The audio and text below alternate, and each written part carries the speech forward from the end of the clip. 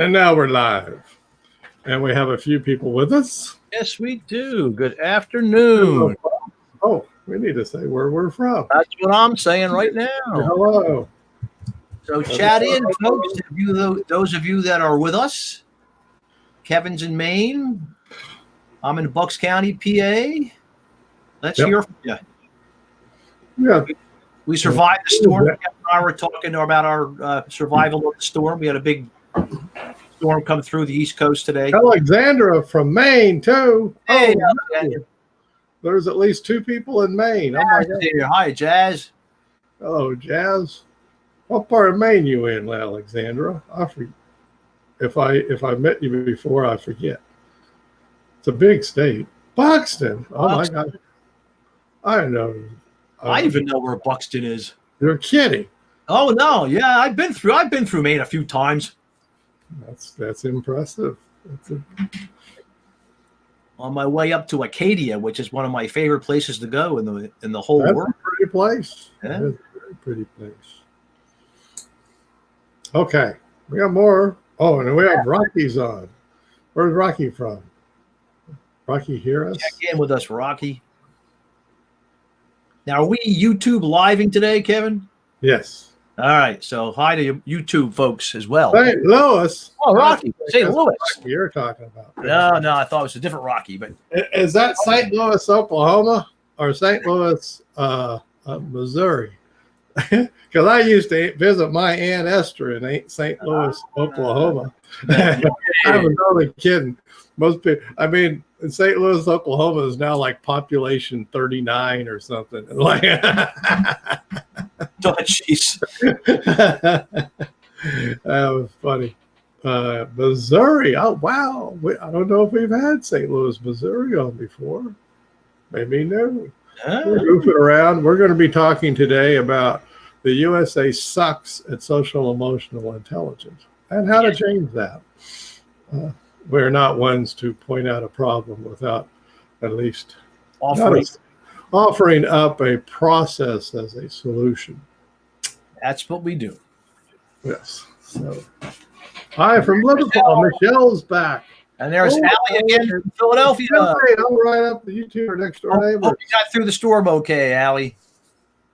Now we got a lot of people on now. Out my power for a few hours. She survived. Hey, survived.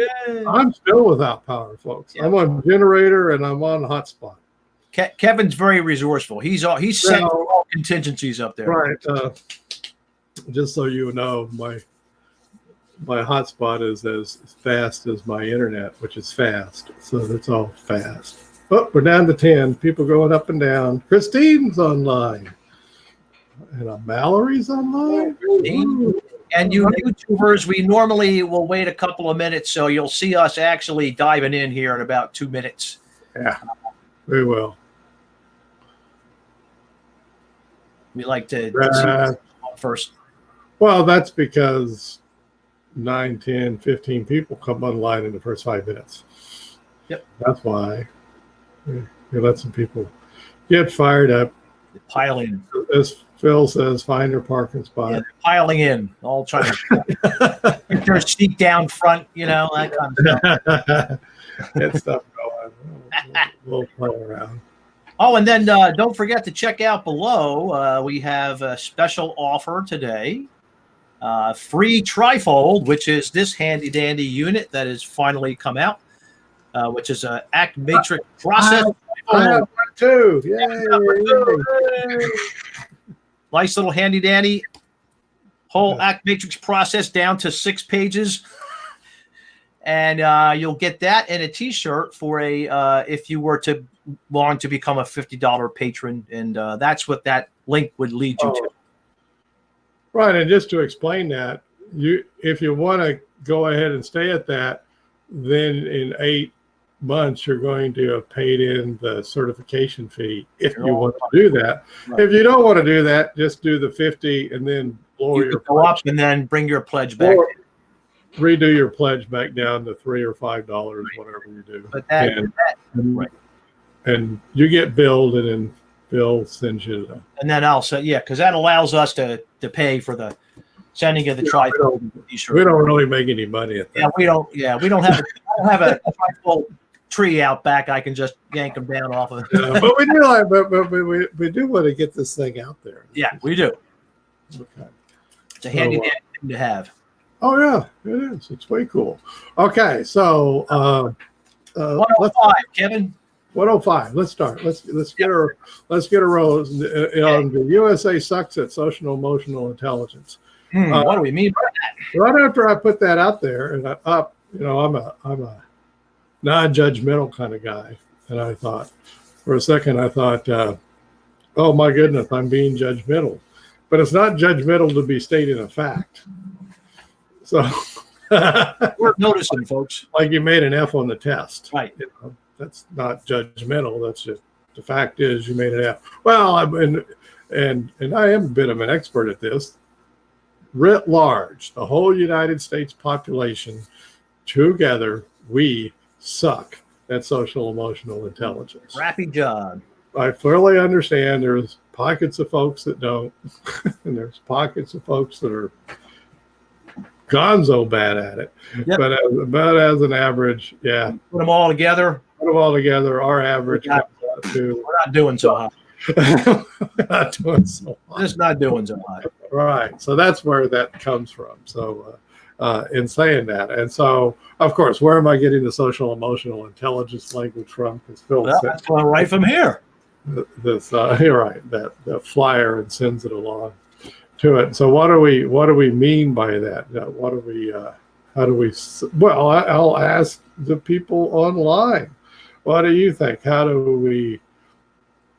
Don't have to be too mean about it, but what are our failings at social emotion? No, even better. First, let's do Phil. What is social emotional intelligence? Well, social emotional intelligence is really just we're looking at a few different things. Traditionally, when you're talking about social emotional intelligence, I'm just going to shorten it up to SEL because that's what we all talk about it as.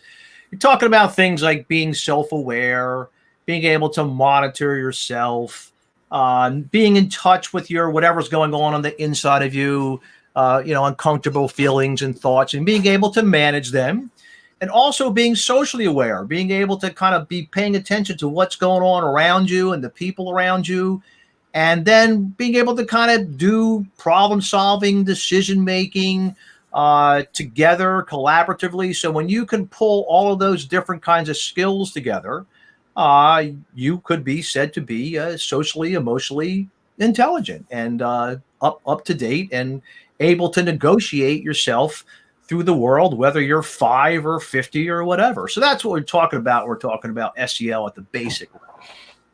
Okay, so you started with a person's own self-awareness. Yes. Of their own emotions. Yes. Okay, so that's part of it. How are we doing about that as a nation? Yeah, and that's as a USA. What would you say, folks? How are we doing? Using your senses, you don't get to talk about you. You got to think of the whole United States. Let's back it up. Take a picture of you here. Oh, you're a fellow, and if you're not, you can have an opinion. You can be, the Liverpool Michelle. You can look back and say, well, it seems like you're doing a really great job at that, or not. Self-awareness, awareness of my thoughts and feelings. Nobody has an opinion. Okay. Well, maybe they're cogitating. Maybe they're just in the process of. Americans don't have opinions. Huh? That's funny. Oh, wow. Okay. America is very self-centered. There you go, Jazz. Right. Yeah. And Jazz, I think, is from a little bit south of us, Jazz. West of us, California. Right. Okay. Maybe south, but it's mostly west. So if you notice out there, Jazz, in California, that people are living in Vegas, the Americans are self-centered. Yeah. Well, that would mean they have a really good sense of their own emotions and thoughts. I'm pulling your leg. Alexander says we're lemmings. I love that. Lemmings. Ali just goes with we're sucking. Yeah.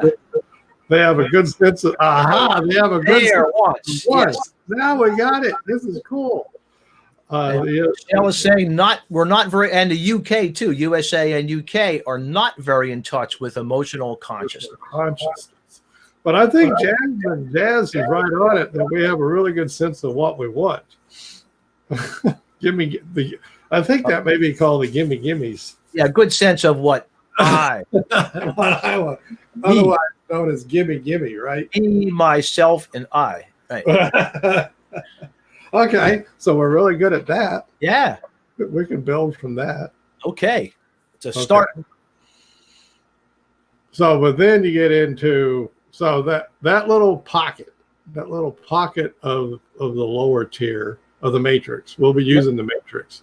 So the top of the matrix is your five senses experiencing, and the bottom is your mental experiencing. Right That's there. what it is, down at the bottom. And it says mind on Phil's thing right there. But the bottom, and so in your mind, you got wants. Inside yourself, you have wants. And so we're good at identifying our wants. What do we want? So that's one thing we're good at. How about other stuff down there that we're good at identifying? Social, emotional, so emotional stuff. Yeah. Could be thoughts too. Yeah. Thoughts and emotions that we're. So are we very good at identifying that stuff?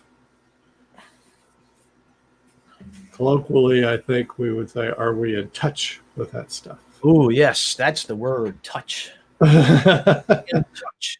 We know what we don't like. What we don't like. Mm-hmm. Oh, I like it. What we don't like. Yeah.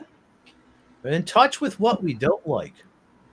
So far, according to Jazz, we know what we want, and we know what we don't like. So wants go over there, and now I'm going to put the don't likes. So if we did it this way, and we know what tastes good, might look something like that. and we know what tastes good. Yes, this is great. We should do it. Though we know what we want. We know what we don't like, and we know what tastes good. That kind of sounds like a 2-year-old there. This is a great picture of the American. I mean, Jazz, you are doing a really stellar job. Yeah, you're on fire. It feels good. You can tell she's hanging around Las Vegas. Yeah. Exactly. This is Vegas, where you can go get introduced to all the sins. Sin City. Right. I mean, literally, I think one time I stood on a corner and I looked for all of them. And I pretty well could see at least an advertisement for all of them. Just from the one corner, right? Just on one corner, yeah. Which direction do you want? Which sin do you want to go for first, right? Me, I mean, there was just everything. Boy, that was great. In general, I think we say we want happiness, rarely in terms of specifics, just that abstract, elusive. Yes, you hear that a lot, and Allie, I agree with you. I am struck at how often that you hear people say, I just want to be happy, or the converse, which is I'm not happy. Right, and but if you try to drill down on that, what any at all, you just come up with nothing. They don't know what that is. Americans are all about the pursuit of happiness. Yes, the pursuit of happiness. And then you say, well, what would that mean? I think maybe they would go, well, a lot of money. That would help. A lot of money. Oh, yeah. But then Doritos. Oh, Jazz, you just hit it. Doritos. Maybe then it gets back to, well, I want sex and food. I want to go to Vegas. And get all that stuff, and then I'll be happy, And it doesn't work out that way. UK is the pursuit of distraction. Sensory pleasures and stuff. Well, we're not painting a very good picture of a emotionally intelligent person here. Mm-mm. I think Phil's got it, the 2-year-old. Yeah. Uh, Yeah, because there's no language involved in any of that stuff. I just go for what I want and I avoid what I don't want. Wow. And The World Happiness Report said America was a mass addiction society. I like it. Yeah, I like it. Yeah. most definitely a mass addiction society. Most definitely. Trump Great rep for American level of SEL. Trump is a great rep for American level of SEL. Yeah. Okay. So there we go. So as far as this, yeah, we're aware like a 2-year-old is aware of our wants and what we don't like and what we want to eat. What we want to avoid. And, right. So it's a very primitive to youngster old idea. Well, then you go over to the social side, and that is awareness of other people. Mm-hmm. Right. Yep. Basically, aware of the people around you. I guess then it goes to you're aware of what the people around you want, what makes them happy. Yeah. That would be a good thing to be noticing. How we doing on that? What do you think, folks? Tons of social comparisons, Jess. Yeah. Tons of social comparisons. Okay. But how about this knowledge of what other people, I guess the people around you, or your fellow U.S. citizens, what makes them happy? What's best for them?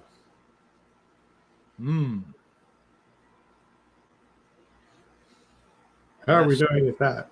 Aha. Well, gee, we'd have to be asking that question, Kevin. That same question you just asked. What makes our fellow citizens happy?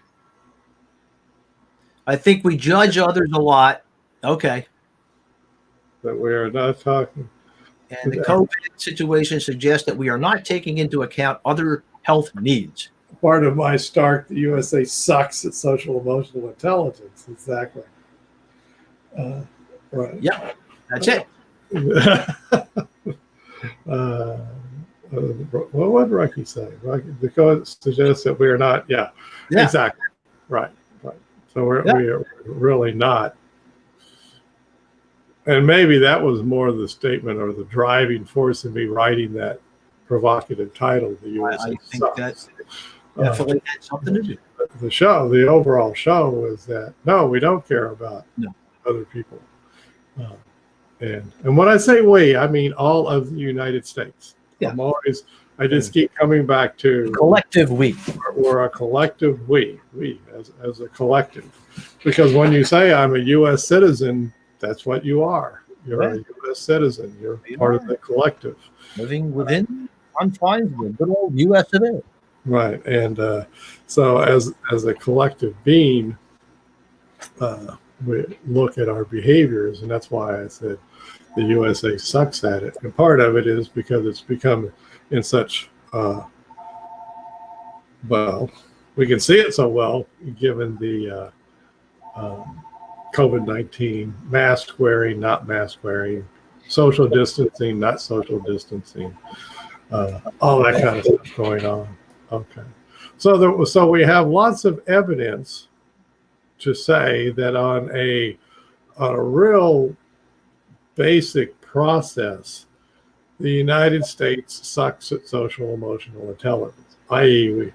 and social emotional intelligence, where it's like many other things, you can have some innate in that, but there's also training that goes on. Yeah. We feel privileged to do what we want without considering others. Yes. Right. And Genevieve, active avoidance. Yes. Active avoidance. Right. And so the whole SEL movement that I would contend Phil is a part of. Is in here. As it says by Phil. Yeah, I put my name on it. So, and I guess I am too because I've been helping him. But that would indicate that, at least to some extent, you can learn some social emotional intelligence. Yep. By same like riding a bicycle. Get on a bicycle and ride it around, you learn how to balance and you learn things about it. So if you are put in situations where you do social emotional intelligence, you can do more of it. And so it's not like IQ where it doesn't. The tests are designed to be fixed. Right. Where this is not designed to be fixed. This is designed. You can raise your right. SEIQ. Oh, Phil, Michelle wants to know where it can be purchased. Oh, okay. I will put a link here. National Professional Resources, and I'll put the link up and just let me do that. Yeah. So, anyways, back to it. So how are we doing at that as a nation? Does anybody know that we're putting people in situations where they would learn to be more socially aware and more emotionally aware of more than just what I want and what makes me feel good? That kind of stuff.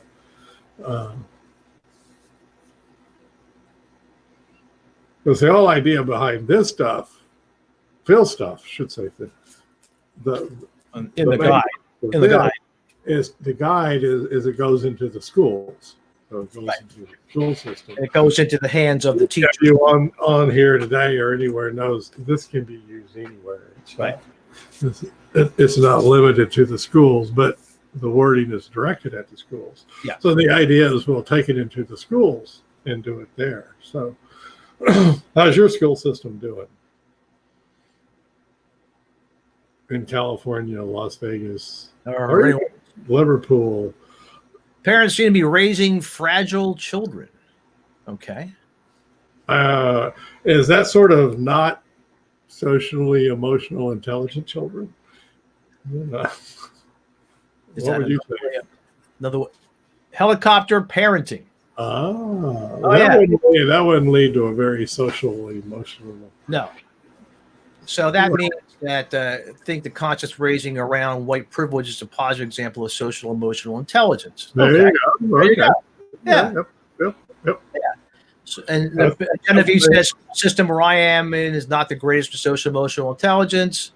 Yes, we got it. Okay, but I think there you go. The Black Lives Matter and the consciousness raising like that is trying to increase social emotional intelligence. If you look at it from that lens,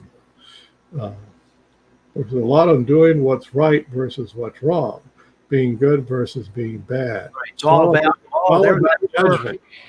Yes. Ouch. Judgments usually hurt. Yep. That's it.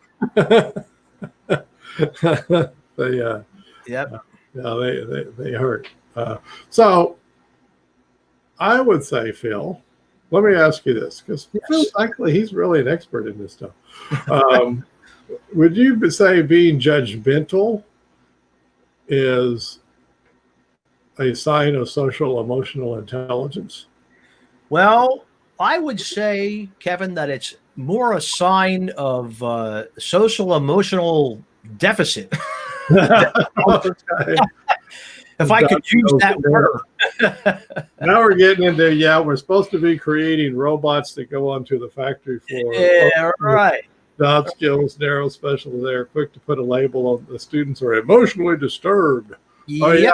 There we go. Yeah. I lived a career watching people do that in schools. Oh, yeah.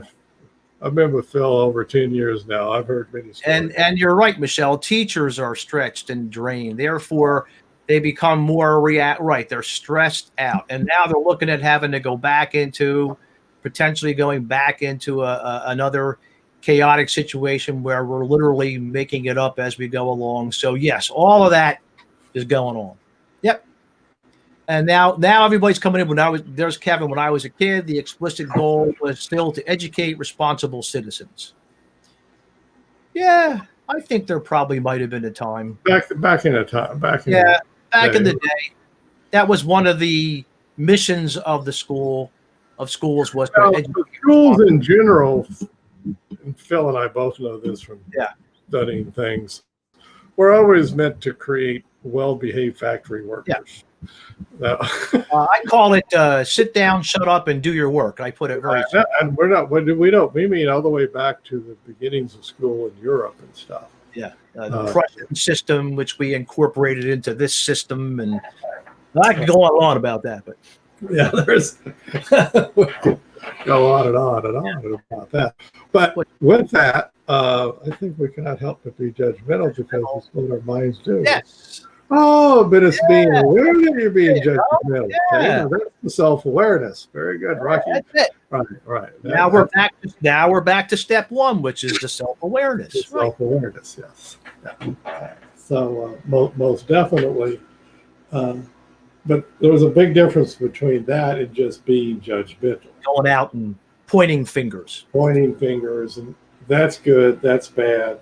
Yeah, you shouldn't be doing that. This is the right way to do that. Right.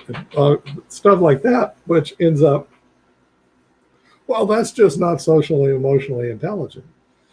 Not a whole lot of learning is going to go on in that kind of context. No. So if there's adults, teachers, others doing that behavior, that's certainly not displaying social emotional intelligence. No. It's not at all. So there you go. So there's all kinds of reasons, and then we've fleshed them out quite a bit, where I would come up with that the USA sucks at social emotional intelligence. I just think you don't have to go very far to find several examples of how we suck at it. And once again, I fully realize I am talking to people who probably have a higher social emotional intelligence than the average person, but America as a whole is not doing well. So then what do you do? Well, I know one thing to do. Get about 14 zillion of these things into the U.S. School system and get people doing that. That's our stealth move, folks. And if my ad works at that, I'm going to be a great friend of NPR because I get no money from them at all. Phil knows, but I don't. Yeah, but we're going to try and help NPR out and sell lots of these things. Right. So that's one, but that's within the schools, and that'll help. I'm not saying that won't help whatsoever, but I think it will help. Oh yeah, I think we need more. Oh, like up to the parent level and stuff, and up to the politician level, and this and that. So where do we start with social emotional intelligence? And I think Jazz was talking about it. You know, we know what we want in terms of food and sex and trinkets. Well, there's comforts that we go for. Creature comforts, right. We pretty good at that. We're really good at that, actually. We're pretty good about that. We're good at that. Got that down. But then again, and so, I mean, literally, so when you go making statements like the USA sucks at this, like, okay, well, and given that it's the concept of SEL is that you can increase the score. You can, just so you folks know, IQ, intelligence quotient, they try to design them so the score doesn't go up and down. It's your intelligence quotient. So whether you have a high school diploma or a PhD or whatever, that hasn't changed your intelligence quotient. So it's meant to be a fixed number. SEL, they're not talking about that. It's an upslope. You can increase your social emotional intelligence. And really in life, you really should be increasing your social emotional intelligence as you go along. Right. But because most of us would say that most 2-year-olds aren't really stellar at social emotional intelligence. No. You know, Yeah. and many of us can think back to our adolescent days when maybe we weren't so stellar. Having flashbacks now, Captain. That's social emotional intelligence. Had to bring that up, huh? Yeah. Genevieve says surrounding districts here will put on these types of trainings, but the actual implementation and follow through is minimal to non-existent. Yeah, well, that's the standard operating bureaucratic way of doing it. Yeah. So we're gonna say we're doing SEL. We're gonna train you in SEL. So back to right, and they're going to say it. So, and what they're saying is we're going to increase your social emotional intelligence quotient. We're going to increase it, and to increase it, we're going to give you this program, curriculum, and it's going to last X amount of time. You're going to do it over the course of time, right? Right, and then it's going to be done. And in some bureaucratic place, somebody can then do a big check mark. Yep, check the box off. Yes, we did SEL. So if somebody asks them in the future, did you do anything for SEL? Yes. Check the box. And anybody who's worked in a bureaucracy, like Phil and I have, know exactly what that box checking is. And then from that matter, look at the politicians. So many of the politicians do things so that when they're in front of a news conference and somebody says, "Did you do X?" They say, "Yes, we did that." Yep. Here's my plan for it right here. Right. We did that. It's a checkbox, but is it an ongoing process? No, it isn't. Not whatsoever. So we definitely don't want to do that. So the experience of Phil and I's years in bureaucratic systems and stuff, we don't want to do that. No, we do. So we want some ongoing thing. It always seems to be about achieving SEL, not the process of doing SEL, and that's why you got it. Hey, Allie, yeah, exactly. Bingo. Right, and that's why I'm referring to it as that upslope. Yeah. So you're at 2, and hopefully the slope is starting to go up. Because that's the process of learning. The process of learning is that you learn. You 14 or 15, and it's maybe it plateaus for a little while. Yeah. That might even take a little bit. But maybe you get past that, and then it starts going back up. And then you go back up. Right, and then all the way through life, it just keeps going up. It's the process of doing SEL and constantly striving to increase your social emotional intelligence. Right. So to make it so it's not that yes, you are capital ARE socially emotionally intelligent. You're done. Yeah. You achieved it. There's no end goal. Right. No, there's always a process of socially and emotionally learning as you go through life. Right. Or you want to be as close to it. Given that I have proclaimed that the USA sucks at social emotional intelligence, and I got a whole lot of people that will agree with me on that. I would imagine that we're not doing a great job at the process. And doing it, and so and it probably is something out that needs to be talked about outside the schools. It really needs to be. You can't expect the schools to solve the SEL problem of the country. No. And so you get into the thing of you look at politicians and you say, well, how do you think you're doing on your social emotional intelligence? Yeah. And most of them would tell you you're full of SHIT and get rid of it. But if you keep coming back and keep talking about it, there's the process thing.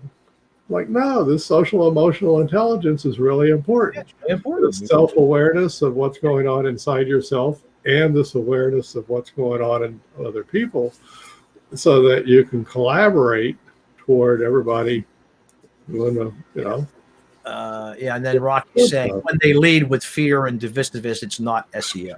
No, exactly, Rocky. That is not social emotional intelligence. As a matter of fact, you could say that thing that you just did is a sign of low SEI, low SEI, social emotional intelligence, right? If you're trying to manipulate people with fear, then that's not SEI. That's low SEI. Yeah. So what would you be doing to increase your social emotional intelligence? And so if we start looking at things from that lens, we can probably be better off. And I think that the people who have come up with SE, social emotional learning, to increase social emotional intelligence in the schools, their heart's in the right place. Oh, most definitely. Right. Their heart's in the right place. I mean, I like to pick on bureaucrats, but I do know that many bureaucrats, their hearts are in the right place. They're trying to. Thought maybe my power is coming back. No. Oh, that'd be exciting. That would have been exciting. That would have been exciting. Yeah, celebrate with you.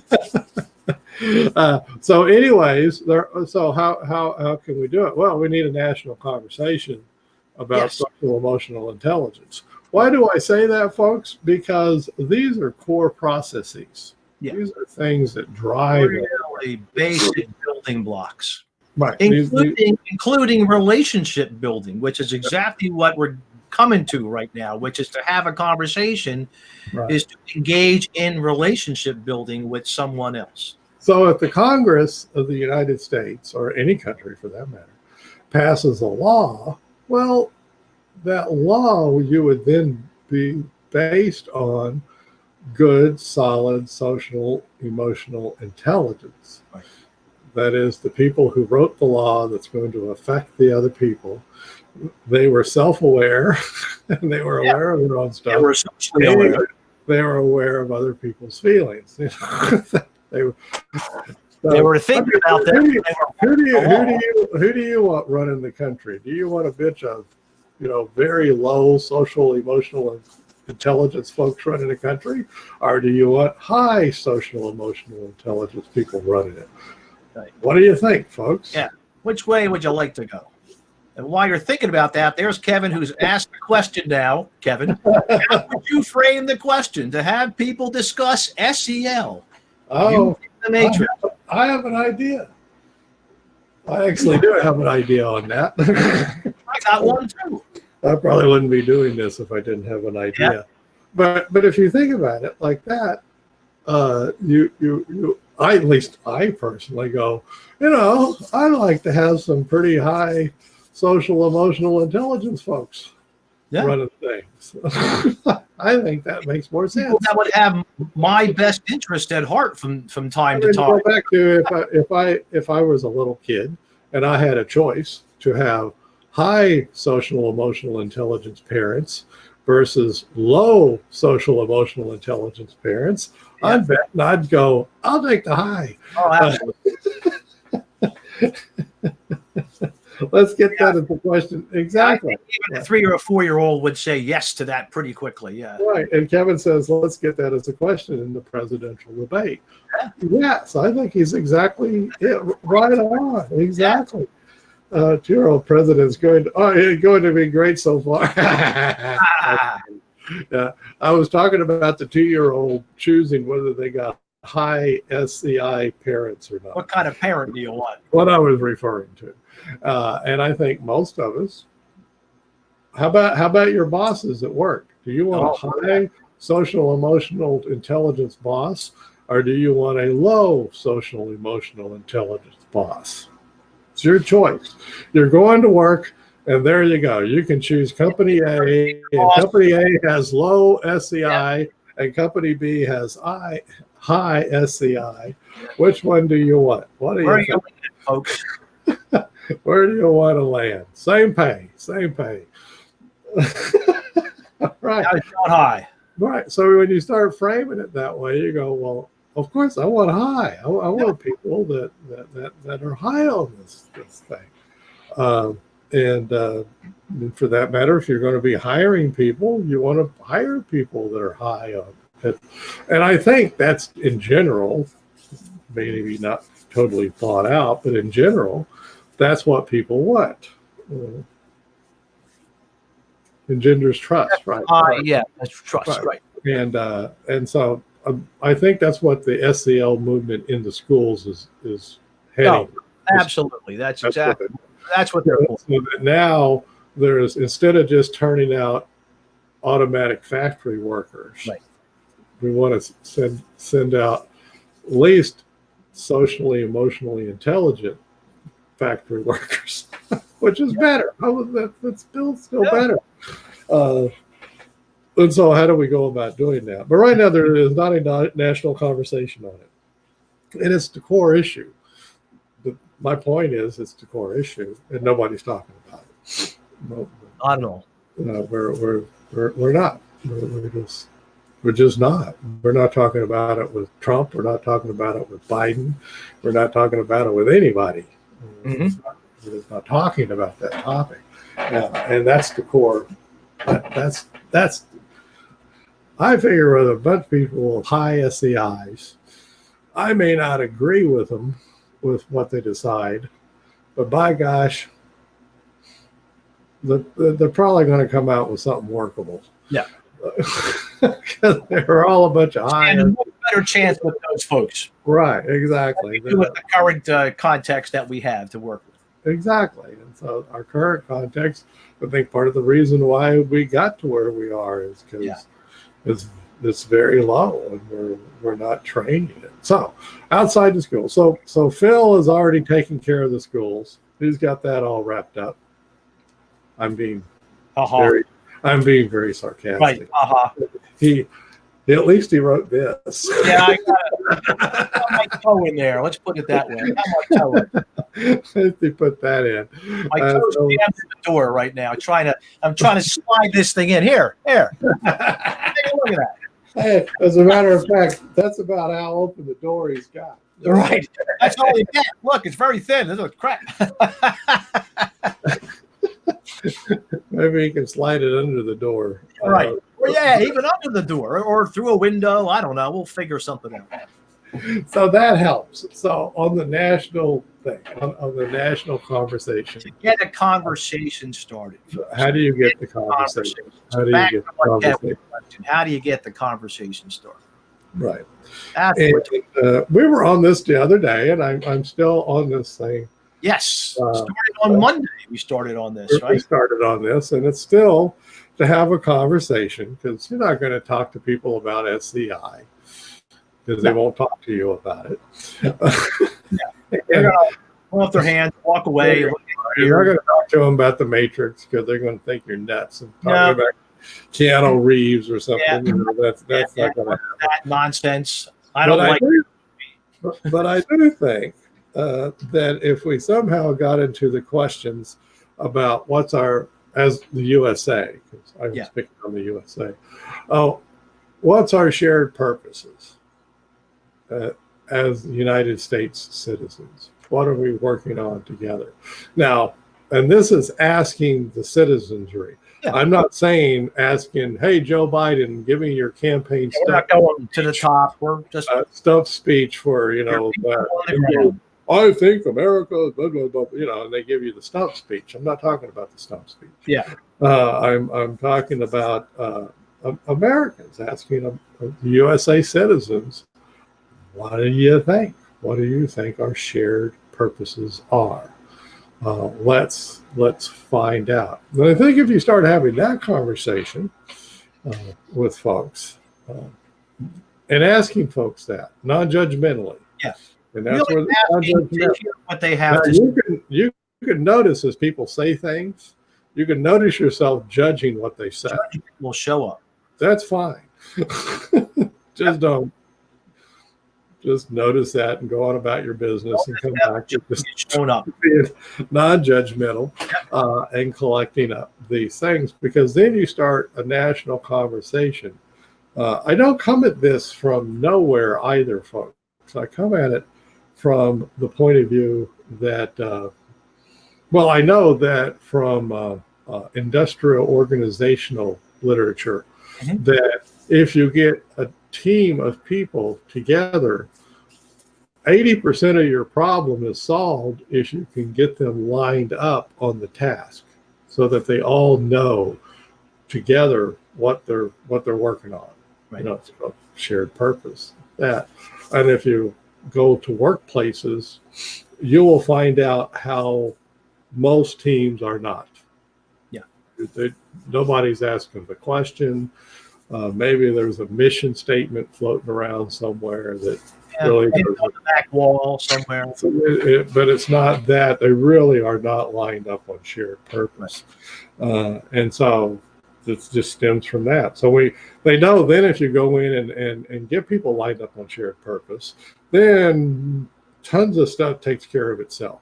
Yeah. All kinds of other things just take care of themselves. So your number one task is to line people up on shared purpose. Well, if we broaden that out to the United States as a whole, that would be, okay, let's get us all lined up on it. But the last thing you want to do, and I'm serious, the last thing you want to do is go up on TV and tell people what our shared purpose is. Because it ain't going to work. Maybe it'll work in some other country, but it ain't going to work in this one. It work in China. They can pull it off probably in China. As a matter of fact, since we're all operating on very low SCI, it's going to blow up. But we are all intelligent enough to start answering the question, what's the shared purposes? Right. And just have people start talking about them.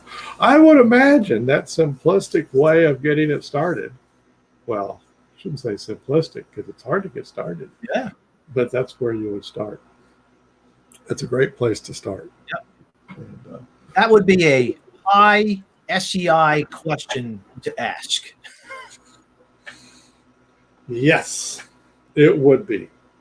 It would require somebody with a fair dose of and it's right. As Kevin said, this is a very profound question to be asking. And same in the schools. What Kevin said for businesses is the same thing in the schools. They're not lined up on the shared purpose either. The classrooms aren't. So it's a really important question to be asking.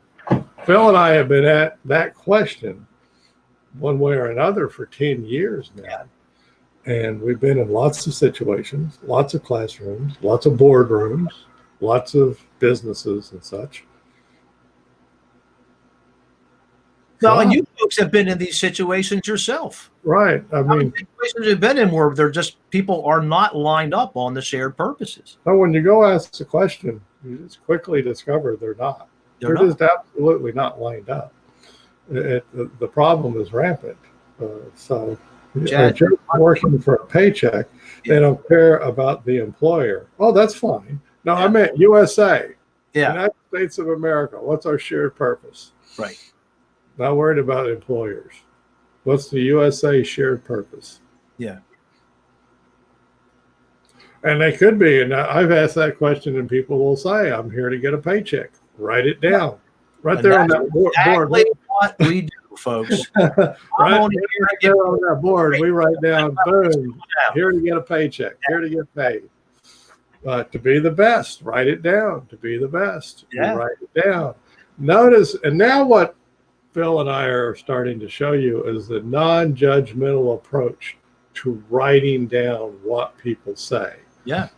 But the problem in all of this, and it takes a little bit of training, in that if you start liver justice for all, great, write that down. Yeah. And I say, once again, notice how I did it. Great, write that down. See, it's just like a kid might say, "I'm only here because my parents make me come to school." What do we say? And write that down. Great. Really, what I'm saying, folks, I'm yes-anding or cooling. Cool, write that down. Yes, write that down. Great, write that down. It's not a great, and that's a great idea. I'm just saying it's great that you just said that and write it down. and boom, could we? Yeah, 30 years ago, right? Existence. Yeah, right. Exactly. So you keep, but that's the training, is that somebody says something like, it's all for the United States, everybody to be doing heroin. You're going to go, oh, really? Okay, write that down. Yeah. You can't go, oh my God, that's a horrible idea. The reason being, that might only be said once out of 330 million responses. Okay, well, you're not worried about it. But if you got another response where 300 million people gave you their response, well, now that's going to mean something. So you're not worried about the esoteric, edgy kind of responses. You're not worried about that. The whole idea is for a good, solid majority of people to come together on shared purpose. Right. To invite them into the process of telling about their shared purposes. Right. And so that is inviting people into the process of the matrix without saying it, without saying matrix, without even saying much of anything beyond shared purpose. And most people can understand shared purpose. Americans love to talk about stuff. Oh, they do. They love to talk about stuff. This is writing down, though. This is say it out loud and we'll write it down. And record it. Say it out loud and we'll write it down. Say it out loud and we'll write it down. He's going to say it out loud, right there it is. It's right behind me. The recording aspect of this is absolutely essential. Yeah. The non-judgmental recording of this is absolutely essential. So I haven't really thought of how to get everybody answering that question. The American people, that is, answering that question. It's not voting. It's not that. It's answering the question. Not about that. It's about, and then you ask him even a week later, you got any different ideas on what our shared purpose is? About the shared purpose, Right. Because in the classroom, you keep coming back to it. Yep. Has our shared purposes changed any? Yeah. What do you think? Yeah. Now, the value on all this, and I won't leave you hanging, is this is where I'm talking about workability now. Right. And in order to do this next question, which is what we're doing working to achieve that shared purpose? To ask that question, you got to know the shared purpose. Right. You can't ask that question without first knowing the shared purpose. But once you got the shared purpose down, now you can come back and you can say, oh, as a country, this stuff that we're doing, is it getting us toward that shared purpose? Right. And now you're set up to ask that. But you don't have to worry about that question, because it's going to be a monumental effort to get the shared purpose done. Yeah, that's the first question. Right. You can't even get to the workability question unless don't even worry about the workability question. You're not worried about the one near there. No, well, we're not even close to that. Well, notice this isn't Kevin and Phil trying to spin around two loops around the matrix. For this kind of task, it's way too much. Yep. But it is directly pointed at social emotional intelligence, or the increasing of social emotional intelligence, because it's a self-awareness kind of question. All there. It's all there. Social awareness kind of question. It includes both internal awareness and social awareness in the question. And relationship built in, because we're together asking the question in a group or with more than one person. Right. So you're including people in the process. Yeah. Including them. So you're not listening to stunt speeches of people telling you what your shared purpose is. Right. This is the American public, or at least the majority of them, getting to not vote, but just talk about it, and people write it down. Yeah. So now we're going to go forth. So that's in, and how to change that. If we did that, that would change it. Yeah, there we go. Sure. I mean, anybody's ideas are perfectly valid. Go for it. But I'm just, the scientist in me tells me that if we do this, we will increase social emotional intelligence in the USA. And the practitioner in me, back to Alexandra's thing about getting it down to preschool learning, that's where I took it. One of the first places I took it when I learned the matrix with Kevin is I took it down to the elementary level to start having those conversations. Yep. And I can tell you from experience that having those conversations, those classrooms ended up relating differently with each other over time. Yeah. Now, Phil and I are both filled with that example, and me with the difference is striking. Yeah. When people come together on and discuss shared purposes and get a real idea. They automatically gravitate toward the ones that they can work on together. Yeah. Automatically go right over to them, and they just start getting along a lot better. Social behaviors would show up. And these are people that you would have never thought could work together. Right. And now they are. They suddenly are just dialoguing and going. So, it's striking what can happen when you do this. To do it on a national level, that's tough. So we can't start with national. We got to start with schools and communities, your own communities and stuff like that. So that's what Phil and I are working on lately. Planting seeds. We're planting seeds. We're figuring it out. Try to shove this thing in the doorway, under the doorway. And it's certainly not going to be Kevin and Phil going, gee, we know exactly what you need to do to fix this. No, we don't know that. But we do know to ask the question that basically our instructions would be to ask the shared purpose question. Yes. Let's get the responses and get good recorders, non-judgmental recorders. Yeah, that's very important. You need someone to write it down that's not there to take sides, just to simply record what's going on. Like a court stenographer. We talked about that the other day, like just sitting there writing it down. Right.